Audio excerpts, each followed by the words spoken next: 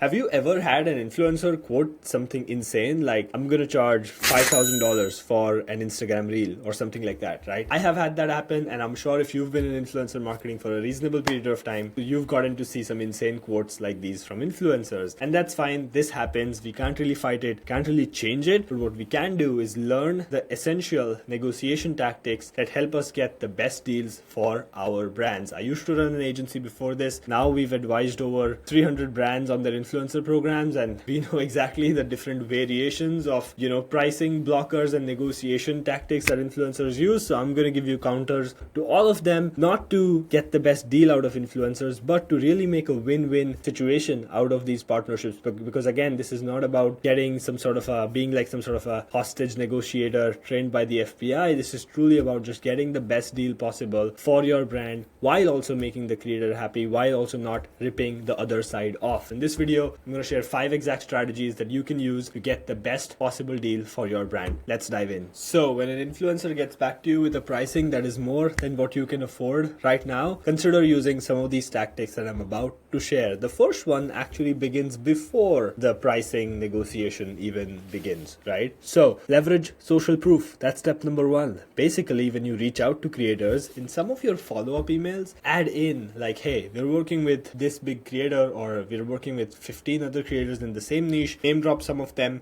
and say it's really working well for them, or say something like they're really loving our product. Whatever is the truth. Again, social proof does not have to be fake, it has to be real, right? And the more real it is, you can frame it in a way which makes it sound more compelling. So if you're working with a big name creator, drop the big name. If you're working with 15 other creators in the same niche, drop those names. If you're simply talking with somebody big, drop that name, right? Anything you could do to generate any sort of FOMO and generate social proof, because again, think about it from the point of the influencer. When you're reaching out to them, they probably haven't heard of you unless you're like a world famous brand already, right? In which case you probably don't need to negotiate that much. But if you're a new emerging brand, you're negotiating with creators, they've probably not heard of you. So why should they trust you, right? Leverage social proof. More social proof you have, the more negotiation leverage. Think about it. If Gymshark reaches out to a creator, do you think they have to negotiate, or does Gymshark dictate the pricing? Obviously, Gymshark dictates the pricing. You're not Gymshark, but you can create a semblance. You can be the Gymshark of your little industry. If 15 vegan fitness creators in California are working with you, very likely the other vegan fitness influencers in California also want to work with you. So make sure that you're generating as much social proof as possible in the influencer world, leverage FOMO, and build your credibility so that you have the negotiation leverage in the first go. Once you've established credibility, now it's about the numbers. Let's say somebody comes back with the pricing and maybe you're, it's something more than what you have in mind. What do? You show them the numbers. Again, we always recommend you build that pyramid model of influencer marketing. So if you haven't seen those videos, go check those out. I'll leave the link somewhere here. Or basically, you have to lead with an affiliate offer, right? Some creators accept it. Some creators are going to say, hey, I can't really do affiliate, or I don't do affiliate, something like that. In that case, you have to have the numbers to back it up. You have to say, hey, there's a top 5 creators. Let's say their pricing is $900 for a reel. You have to find creators that have actually generated more than $900 through your affiliate program and mention their names to this creator you're talking with. And you should say, hey, this person, they have a similar audience as you, similar size as you, and they actually made more money through our affiliate program. If you have that, mention that, show them the numbers. Now, you may be thinking, well, Yash, I don't have somebody who has those results. What do I do then? In that case, tell them other things like the conversion rate on your website, like how much people like your product, like how they have the exact audience that's going to buy from you. Mention these things and extrapolate. Say, hey, given your typical reel gets 20,000 views and the typical your engagement rate is X%, if we assume that these many people click through and go on our website eventually, this percent is the conversion rate. This is how much money you stand to make. Simple mathematics. Prove it to them that they can make way more money if they continue posting about you and they get free product and they get affiliate commission. They're probably going to make more money. Any good creators probably makes more money from their affiliate component than they make when they directly charge for content. If their fee is still high, right, what can you do from here? Like beyond just offering, showing the math, and you see, hey, let's say you prove out that they can make $600 in the first 2 months of posting about you, right, through their affiliate link. What do you do then if they still are bent on their pricing? There's this soft rule in the negotiation community that it says amateurs negotiate prices, professionals negotiate terms. Usually, a lot of influencers can give you more content as long as they get paid. Let's say they're saying they want $900 for an Instagram reel. Try to throw in a couple of stories in there. So you can say, hey, I can't really afford it, but if you can do 2 extra stories, or if you could do 2 reels instead of 1, something like that, he can give you the price that you want. In most cases, after a couple of emails of negotiation, people will agree to giving you more content as long as you meet them at, so hey, I'm meeting you at their pricing, I'm stretching my budget to meet you at the price, but make sure that I get a little bit more from your end, right? It's a fair deal, and usually people go for it. So this way you're maximizing your investment, because you're now technically you're paying them half, asking for more, but they get what they want and you get what you want. Again, just to recap, step number 1, make sure that you're proving your worth of your affiliate offer to the creators. If they don't agree, try to negotiate for more content. If they still don't agree, here's what I propose. I still don't recommend you pay flat fees. I recommend you do what I call a base plus bonus affiliate commission structure. What that means is, let's say their quote is